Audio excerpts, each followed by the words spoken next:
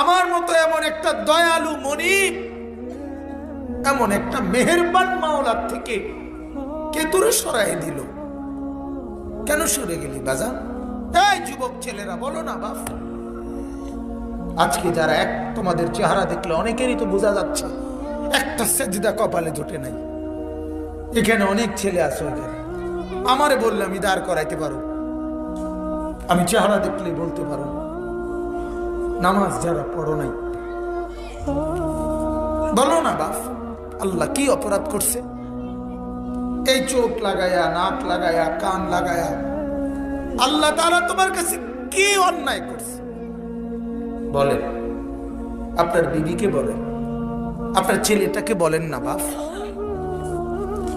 যে মাওলা তোমার কাছে কি অপরাধ করছে, যে অপরাধের কারণে কোনোদিন ফজরের নামাজই পড়ো না?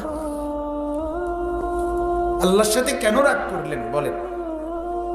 আপনারা যারা নামাজ পড়েন না বাবা, বলেন না আপনারা কেন রাগ করছেন আল্লাহর লগে? বলেন না, একটা ভাই বলেন না, এই দাঁড়ান না, একজন একটা নাফরমান দাঁড়াও না, একটা নাফরমান দাঁড়াও না। আজকে যারা নামাজ পড়ো নাই ডাকাত, তুই দাঁড়াস না, খারাপই না তুই, কম ওই ডাকাত খারাপ, দাঁড়া তুই বেটা।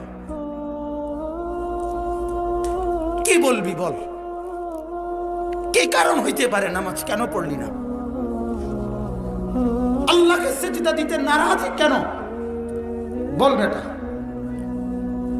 মালিক তোর সাথে কি অপরাধ করছে? কি রে বেটা, সারাদিনে বিড়ি খাও, লজ্জা করে না? তোমার বিবি পর্দা করে না, তোমার শরম লাগে না? রাস্তার সমস্ত বখাটে দুশ্চরিত্র তোমার বউরে দেখে দেখে হাসে, তোমার বোনরে দেখে দেখে হাসে। তুমি মরে যাওয়া উচিত বেটা, মরে যাওয়া উচিত বেটা। তুই বেটা যার বিবি বেপর্দা, সে আবার স্বামী কিরকম? তে বেটা কোনো বেড়াইতে না বেটা। যার মেয়ে বেপর্দা, সে আবার বাপ কিসের মিয়া? তুমি আবার কিসের বাপ মিয়া? জিন্দিগি বুধু বাতের থালা? বলেন। আমারে মাফ করবেন, আমি শক্ত হলেও কিছু করার নাই, আমার আবেগ আমাকে বলতে হবে। আমি আরেকবার আসবো না না আসবো সে কথা ভাবিও নাই। আমি নতুন আসছি না পুরাতন আসছি এটা দেখারও দরকার নাই। আপনারা আমারে চেনেন না না চেনেন এত কিছু আমার ভাবার দরকার নাই। গায়ে লাগে না ফিডে লাগে এত তান চিন্তা করার দরকার নেই। আপনি বিবেককে বলেন, আপনি আপনার বিবেককে প্রশ্ন নাহলে জবাব দেন। দাঁড়ান, আপনি বড়ার মতো কথা কন, আমরা শুনবো। কি কারণ থাকতে পারে?